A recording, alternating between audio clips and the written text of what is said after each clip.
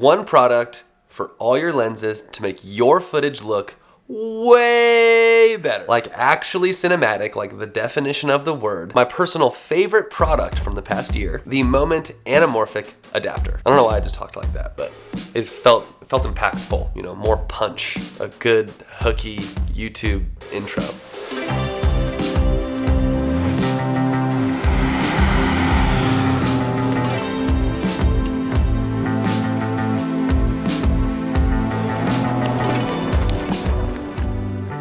It is with a ton of excitement that I am here to announce that these anamorphic adapters will actually be shipping this month. So if you pre-ordered one on Kickstarter, thank you.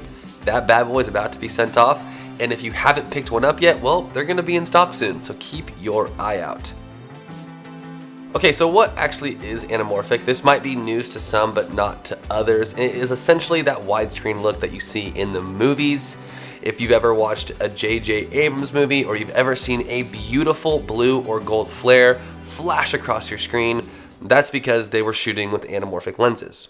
Traditionally, these are super expensive, like really, really, really expensive.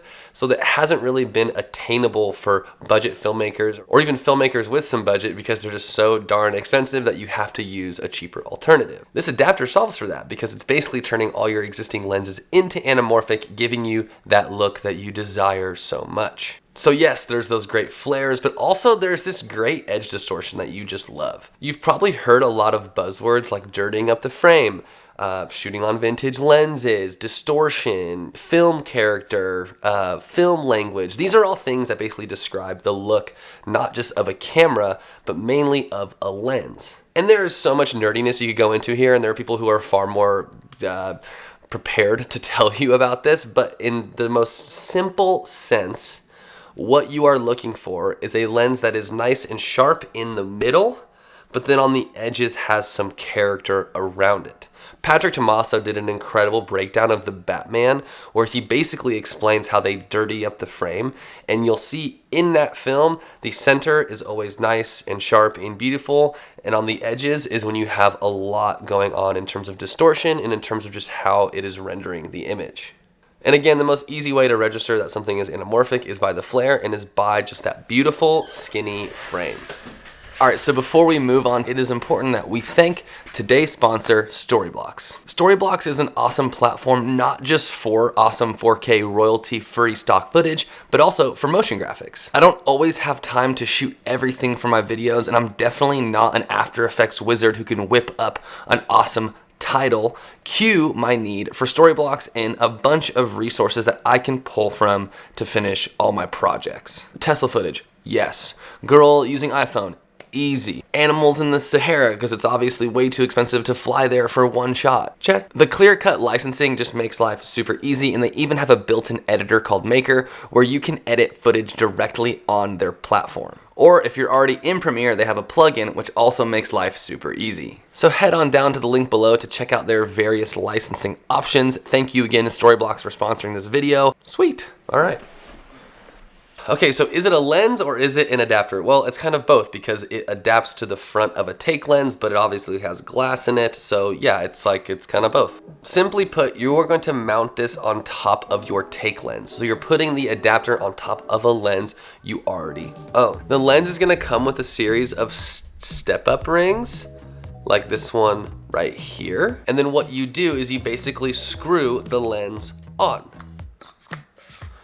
You would prefer to do this while you have this mounted to the camera, but I only have one camera, so I'll put B-roll over this or something. Once you screw it on, you hit this button right here, push that white line to the very top to orient the lens, and you're good to go. You then focus the take lens to infinity and then use the adapter to pull focus while you're shooting. Boom, it's really that simple. The adapter comes with a bunch of step-up rings, so then you can actually mount this to most lenses you own. Now that brings us to take lenses, which is honestly one of the most important parts about shooting this anamorphic adapter and adapters in general. So which lenses work best? It works with most lenses, but not all. So here I'm gonna toss up a graphic and briefly explain which lenses and which camera bodies, camera sensors this adapter works best with.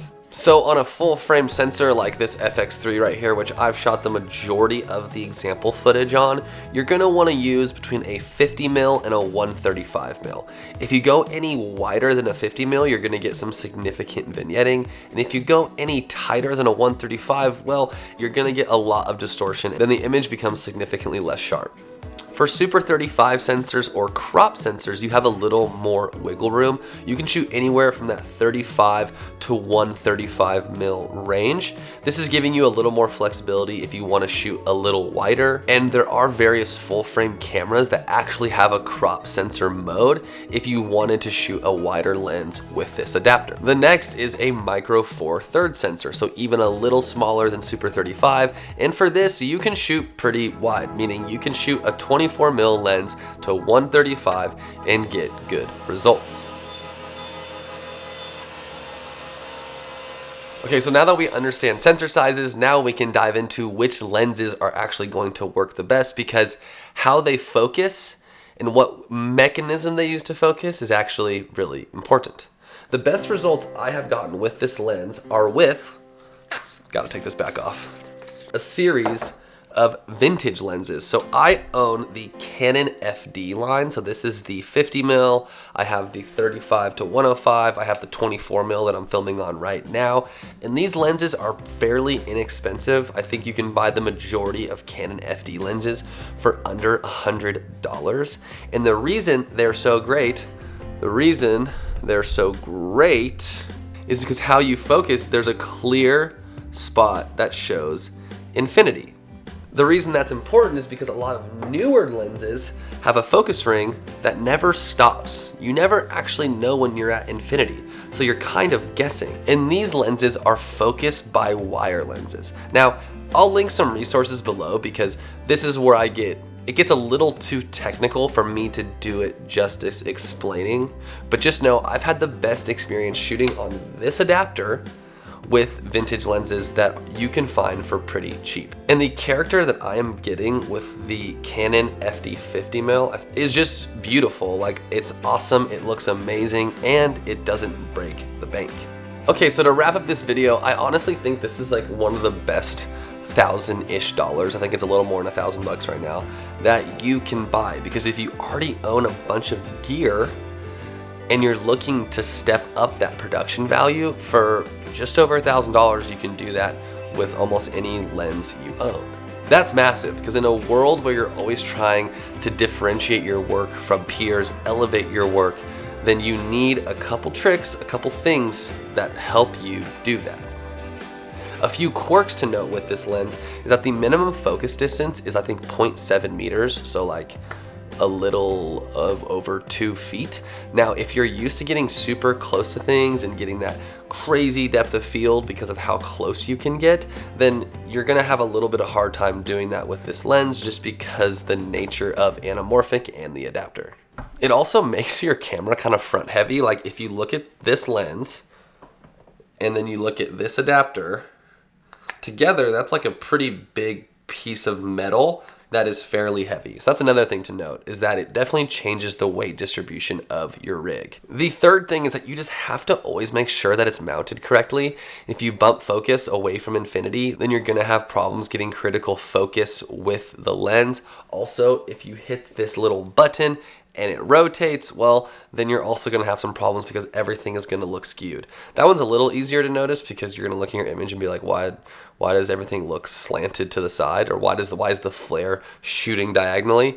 And you'll know it's because it's not oriented correctly. But you'd be surprised at how much that just gets bumped when you're running around on set. So always be sure to be checking that before you hit record, just so you're not spoiling your image. All right, everybody, hopefully you enjoyed that brief explanation of the anamorphic adapter, how to get the best results, how to use it, how to mount it, all that good stuff. And hopefully you enjoyed a bunch of those example clips, because I've had a ton of fun using this adapter, and we'll be using it for some future projects that I have in mind, just to get that look, get that extra production value that you don't get with just a normal spherical lens. So if you're interested in picking up an adapter, click the link below, go check them out.